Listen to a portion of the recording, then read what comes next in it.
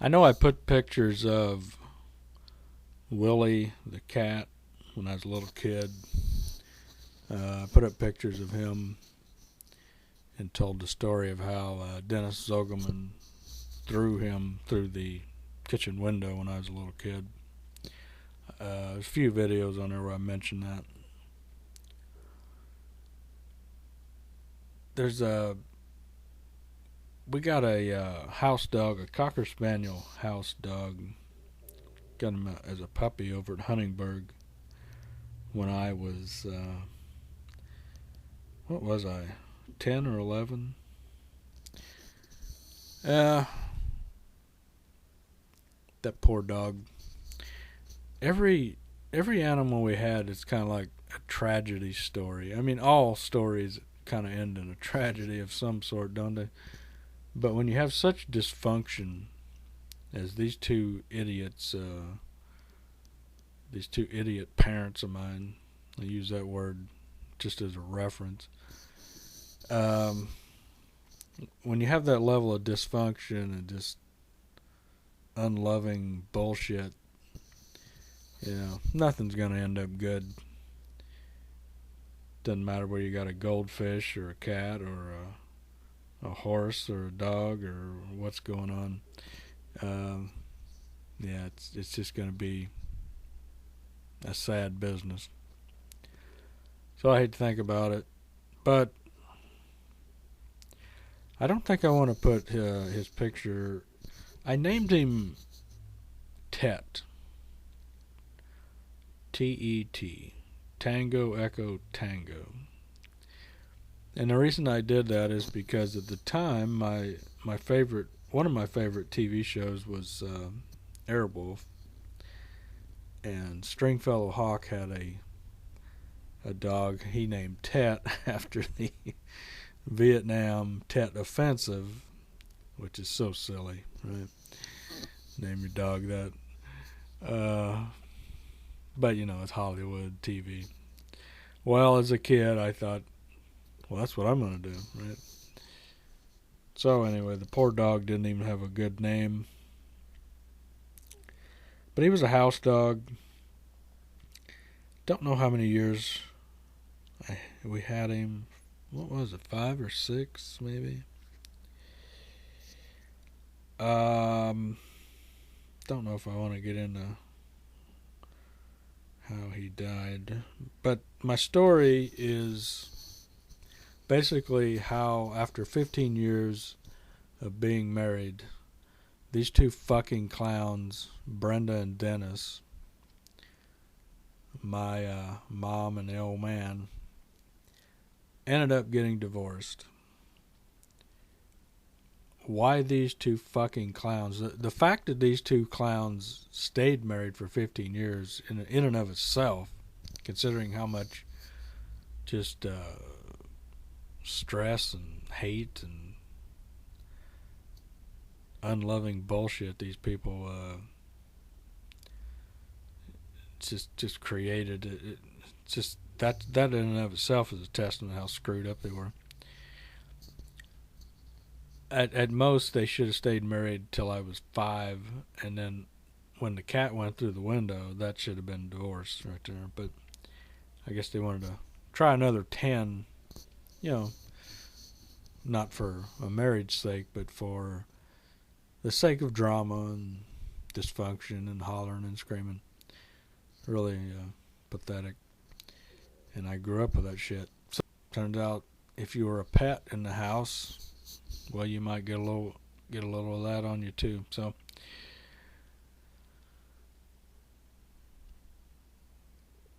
So the old man,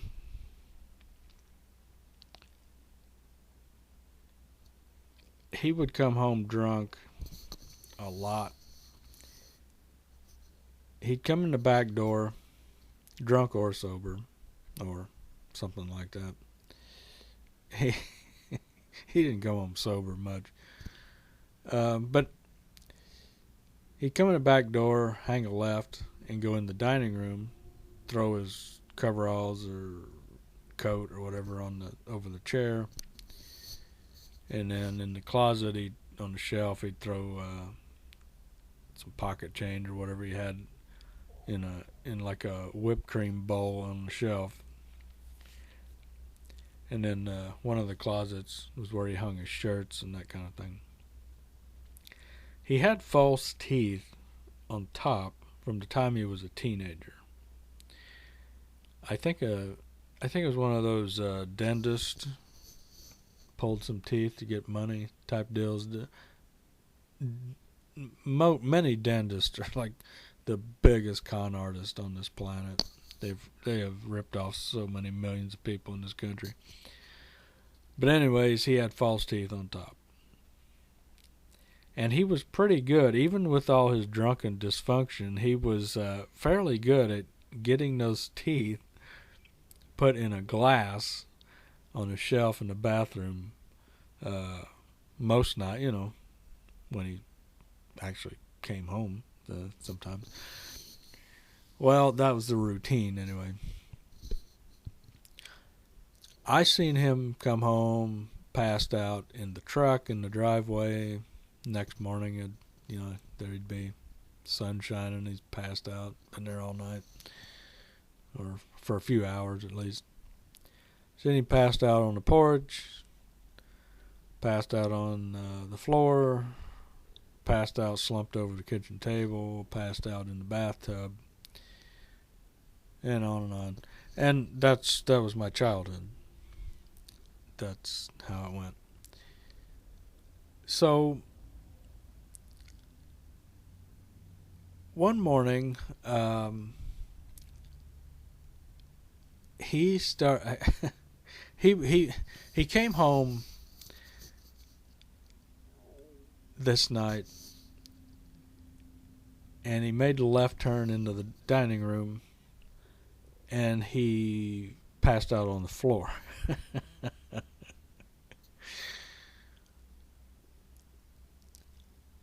And he did not get his teeth in the glass on the bathroom shelf. So next morning, early, I guess I was awake, and I hear him grumbling. He had woke up, and he's cussing and spitting and fussing. His false teeth were, I guess, laying on the floor, and the dog, the Cocker Spaniel, Tet, had playfully chewed on his teeth.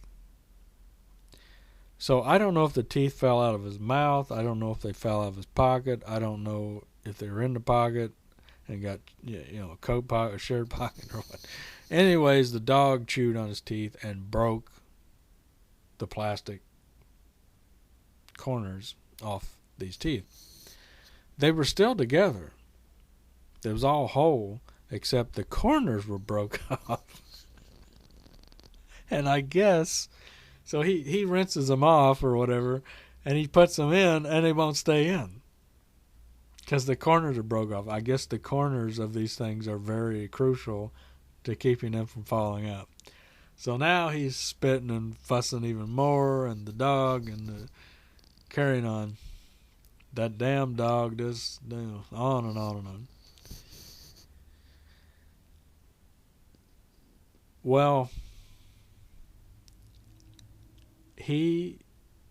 for the next 2 or 3 weeks, this asshole, this drunken, stupid, fucking asshole,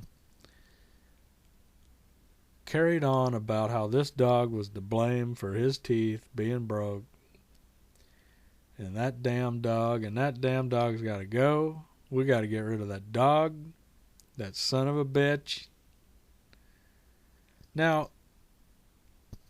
if he had any sense at all, he would have said, "Well, okay, I gotta go back to the dentist, spend $500, get a new set of teeth, and forget this nonsense, and try not to pass out on the floor and let my teeth get on the floor next time. Maybe sober up.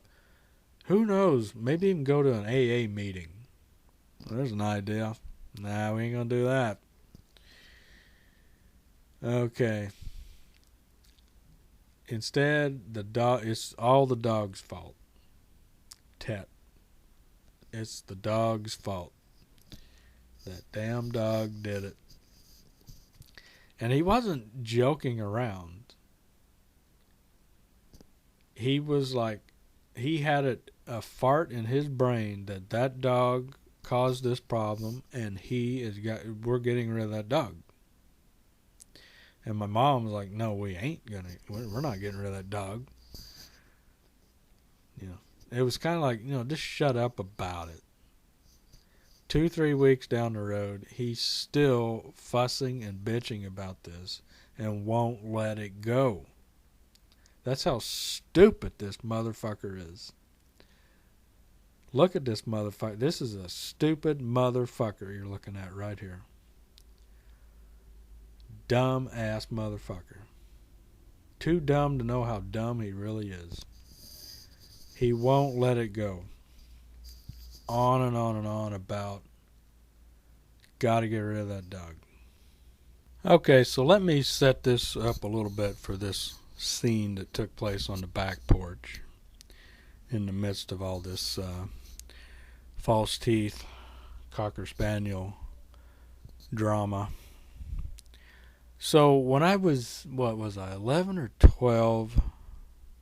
I think I was 12. I got my first gun.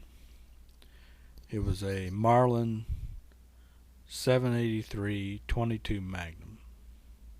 So my first real gun, besides a BB gun, was a Marlin 22 Magnum rifle. Okay, which I kept leaned in the corner of my bedroom. Okay, upstairs. So, all right. So, kind of a late summer evening, afternoon, evening. My mom's home. The old man's here. One of the old man's drinking buddies shows up. And me and the drinking buddy go back and we look at the garden. So we're looking at the garden. And the old man's been fussing and spitting. This is like, again, two weeks or more down the road from his teeth getting broke. Maybe longer. He's still carrying on. And the drinking buddy even said, he doesn't understand how people get attached to animals and stuff. What's wrong with him, Well, the three of us, the old man, the drinking buddy, and me, end up sitting on the back porch steps. So the old man, the drinking buddy's in the middle, and then me. And the old man is still bitching about this situation. Got to get rid of this dog. This dumbass got drunk, passed out, let his teeth get on the floor, and the dog broke them. And he goes around and tells everybody this. He could have kept his mouth shut, went and got new teeth, and nobody would have ever known. This dumbass is so stupid, he thinks he's getting sympathy like he's a victim. He's a victim of the dog. That was his whole thing throughout my childhood and adulthood as well. He's a victim. Me and my mom, we caused this guy so much trouble, which was totally not true. The only trouble this asshole ever had in his life is what he caused himself. Now, his mom and dad were shitheads, and growing up in that house with those two clowns wasn't easy. He had a kind of a bad deal as a kid. I don't doubt that. I don't take that away. But as a grown-up, he brought his own problems on himself, but he needed someone to blame, and that was me and Mom. Then, when the dog chewed his teeth, it was the dog's problem, causing him problems. So we end up sitting on the back porch. He's a little bit drunk. He's getting there, not totally. And we're sitting there listening to him grumble and growl. And my mom's in the house somewhere, probably listening to us. And he is still grumbling about gotta get rid of the dog. And I said, but I don't want to get rid of the dog. Okay. And he says, he always had this thing where he'd like do some threatening warning against me, like throughout my childhood, for no reason. I was not a bad kid at all. I was not a evil kid that tried to do evil things. But in his mind, he had to be a dick. So he would threaten, like, ought to jap slap you, ought to lay a haymaker on you, ought to cold cock you. You know. To me, when I was 7, 8, 9 years old, right? This is jackass. This is stupid fuck. You know, if he wanted to be a tough guy, he did spend time in the bar. Why don't you go up there to the bar and pick a fight, you dipshit? Why don't you cold cock everybody in the bar and see how that goes for you, stupid fuck? But no, you gotta threaten a 7-year-old kid, you fucking coward. Anyways, and now he's going after the dog. He has to throw the cat through the window when I was 5 or 6. Now he's going after the dog, you know. It's a theme with this fucking asshole. Okay. So we're sitting on the back porch. And I said, I don't want to get rid of the dog. And he just can't have it. He can't bow down and give it up. And then he says to me, with the drinking buddy in between us, right?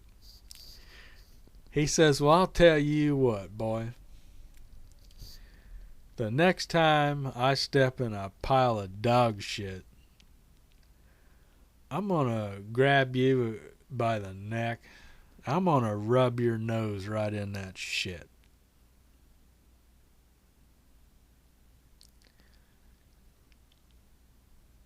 So I guess we went from got to get rid of the dog because of my false teeth to sometimes the dog craps on the floor, which he didn't very much.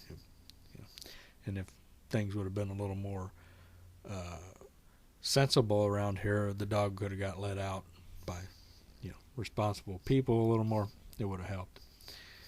So he says this to me. He's going to rub my nose in a pile of dog shit. And I'm sitting there and I'm 14 or 15 or something like that. I was probably, I don't know if, I might have just turned 15 at that point. I might have been barely 15. I don't remember. And I said, well, if you do that, I'll rub your nose in a 22 Magnum.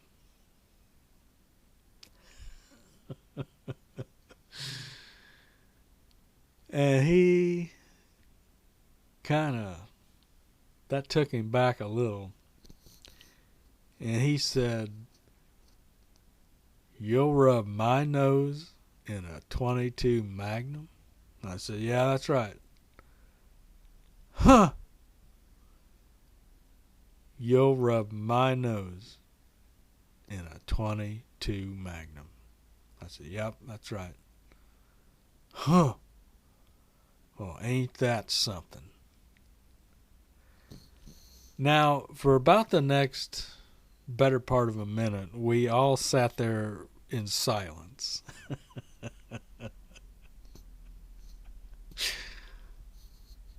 He had threatened to rub my face in a pile of dog shit, which is technically, legally a physical assault on a child. And in return, I had sort of in a roundabout way, in so many words, threatened to shoot his fucking ass with a fucking gun if he did. So, anyways. We sat there in silence. And the drinking buddy who's sitting in the middle, he decides to break the silence, and he says, well, We all just gotta keep trying to think good thoughts. As if you can think good thoughts when you live with a fucking psycho whack job like Dennis Zogelman. And I said, well, it's kind of hard to do. And I sat there and I thought, well, I guess I better get up and walk away. So I got up and I started through the door. And of course he has to do something manly to try to salvage himself in front of his drinking buddy and have a little drama for, soap opera drama. And he says, yeah, you better go in the house. Something like that. Well, I go up to my room. It's getting a little dark up there. I'm laying on my bed. My bed is against the wall. So I'm laying there facing the wall. So I got my back to the rest of the room. Well, the drinking buddy left pretty quick. And the old man, of course, having to keep the drama going, because what else would this asshole live for? He wouldn't live for do anything good in the world. Get drunk and have drama at the expense of his child or the house pet. So he comes stomping up the stairs, and he walks in my bedroom. And I don't know if he sat down behind me or what. I didn't see him. I didn't look back. And he started to lay into me about, I don't know who the fuck you think you are. Fucking tell me, say you're going to rub my nose in a 22 Magnum. Boy, I don't know who the fuck you know. And then he starts going, I ought to beat your fucking ass. And I'm laying there with my back to him, and I'm thinking he's going to start beating me. And I don't turn around to look. I'm just laying there thinking it's coming any minute. He said, I ought to beat your fucking ass. God damn, you talk to me like that. On and on. And I'm laying there, and I'm waiting. And after a couple minutes or so, he's like, I ought to beat your ass, God damn it. But I ain't gonna. But I ought to. And then he walks out. Now, I think the reason he didn't is because he probably thought I would actually shoot his motherfucking ass at some point. I think he thought if he beat the shit out of me, because he's going to have to pass out drunk sometime. He's going to get drunk and pass out somewhere sometime, and I'm going to be there. So I think he held off because he thought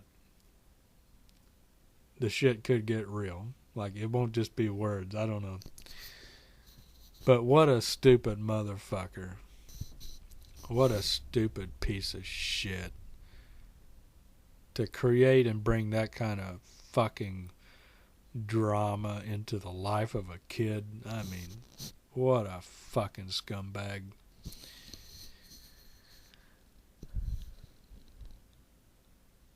Then he walks out. I guess my mom was hovering around listening to all this shit. She walks in. I'm laying there. She's behind me. Then she has her little soap opera drama moment where she's doing like a fake boo-hoo, I'm so sorry, things turned out the way they were, that whole. So she comes in with her shit, her do-nothing, pointless, gotta have drama, again at my expense. Then she walks out. Okay. So that was kind of the end of it. And that rifle was still leaning in the corner of my room.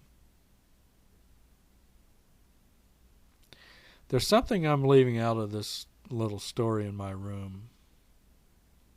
I don't know if I want to put that part in there. I said something to him that I'm not sure I want to add to this story. Maybe I will someday. It's not a big deal.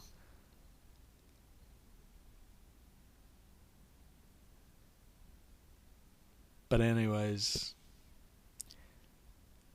those two clowns walked out of my room, and I'm laying in my room. Okay, so I don't know how many days or weeks down the road we get with this. This all might have took place in a month's time from start to finish. From the teeth being chewed to the announcement of the divorce. It might have all happened within a month. I'm not sure.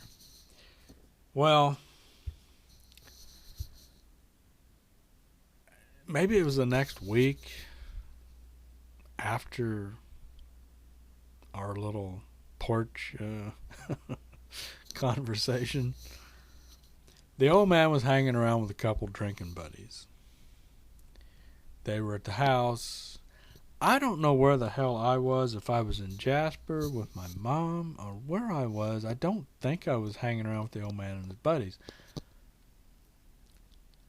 My mom was in town with a friend of hers. I don't know. I don't quite know where everybody was and all this. But anyways, the old man was here at the house with a couple of his drinking buddies. And they were just doing stupid, drink beer, dumbass, redneck bullshit. Goofing around. Well, the centerpiece of the goofing around was the old man gonna get rid of that dog. My dog.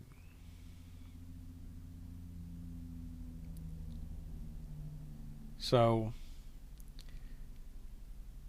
him and the two drinking buddies, George and John, they take the house dog back to my mom's sister's place. Her and her piece of shit husband Jerry, the old man's brother-in-law, about a mile away. He had a shed that was kind of like an animal pen, little chicken house type of thing or something. I guess they put the dog in there. So I don't know. I wasn't in on this. I wasn't around when this happened. I don't know where I was. I must have been in town somewhere. Maybe I was at my grandma's house. I don't know. Anyways, he takes Tet, the Cocker Spaniel, back to the brother-in-law's house and puts him in the pen, in the little shed. That's him getting rid of the dog. I don't know how that was ever going to work out in his mind, what he thought was going to happen. I mean, nothing this fucking guy, hardly anything this guy's ever said or done in his whole life makes any fucking sense. There's just no sense and reason or anything applied to this fucking guy's behavior. Hardly ever with anything. But he's hanging out with having fun with his drinking buddies. Not very good fun. And they take the dog back to the brother-in-law's house. The brother-in-law and the sister-in-law's house. They end up back at our house, and the part I remember, the little window of snapshot that I remember of that day, is Mom shows up here. I don't know if I was with her again or where I was or came from. So it ends up we're all gathered in and around the back door. Again, the back door where the old man comes through, hung a left, passed out on the floor, and his teeth got on the floor. So we're kind of back where this whole thing started, which is a few feet from the steps where we had the rub dog shit and 22 Magnum exchange. So it's all sort of right there. Now, for the 15 years my dumbass mom and dad were married, all they did was fight and grumble and do crazy dramatic bullshit and flip over stuff and break things and drive around and get the old man would get drunk and be gone for 2-3 days at a time, and they'd holler and scream and fight and where is he at, and we gotta go find him.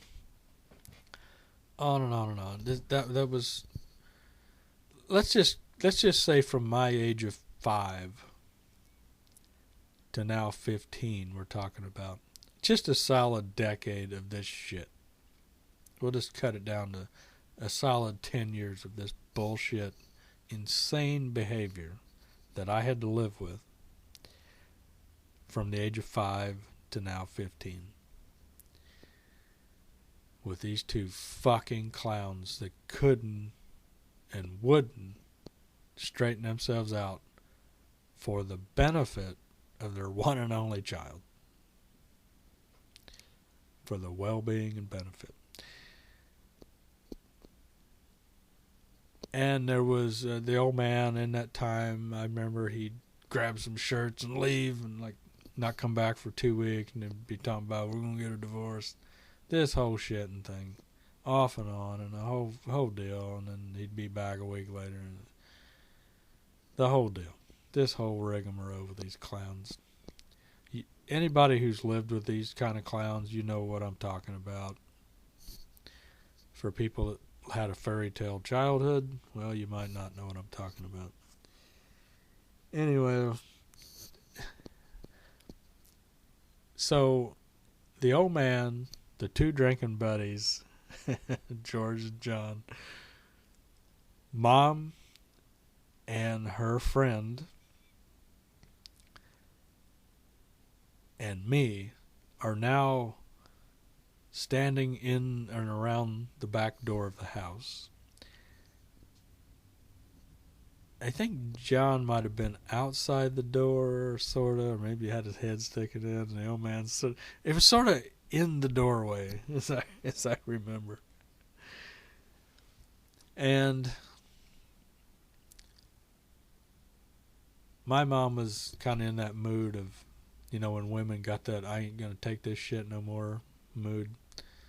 The old man was sort of like slap happy, drunk asshole type mood, grumbling around. But so my mom says, "Where's the dog?" He's like, "I shot this son of a bitch. You better not. Where is the dog?" "I got rid of that son of a bitch.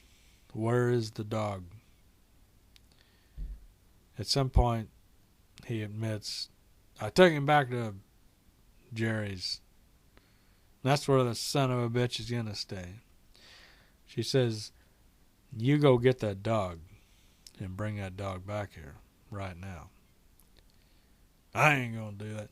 Now, I would not have done, if you care about the dog, go get the dog. Don't leave it up to the guy who's a shithead to, the dog might get abused in the meantime. So, but anyway, she was demanding he go get that dog right now. "I ain't going to do it. That dog ain't coming back here no more. You go get that dog right now." And everybody, all the joking, drunk redneck drinking buddy shit is stopped.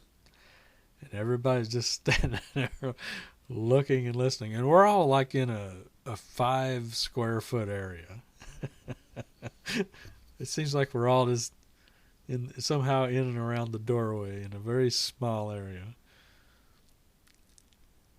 And he's refusing to go get the dog.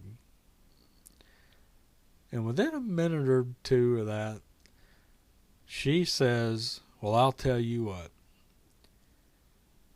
Monday morning, I'm going to town. I'm going to get a lawyer. I'm going to get some divorce papers drawn up. I get this place and I get Shane and you get your land over there, and that'll be it. And everybody's just standing there looking. You know, I've seen this happen where idiots are married and they play with fire and this whole toxic shit, and then one day somebody throws down the towel and it's over. And that's what happened this day. So I don't remember who or how the dog came back. I don't think he went and got the dog. I guess my mom did. I don't remember that part. I just remember this standing in the doorway and her saying, I'm going to get the divorce papers and you're going to sign them. And I get this and you get that and we're done.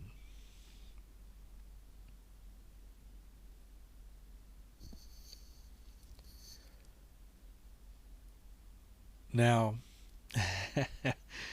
I have plenty of story to continue from this about him having 30 days to move out and take what he wanted and that whole deal and his behavior and that. And then after he moved out, his behavior and the whole thing. I mean, it's ridiculous. But I can't get it all in this one video, so I'm going to have to do a different one. So that is the story of how my insane mom and dad finally reached a point of divorce. When the house dog chewed on the old man's false teeth while he was passed out drunk on the floor. Yeah, I'm not making this shit up, folks. I wish I was. I wish it weren't true, but it is.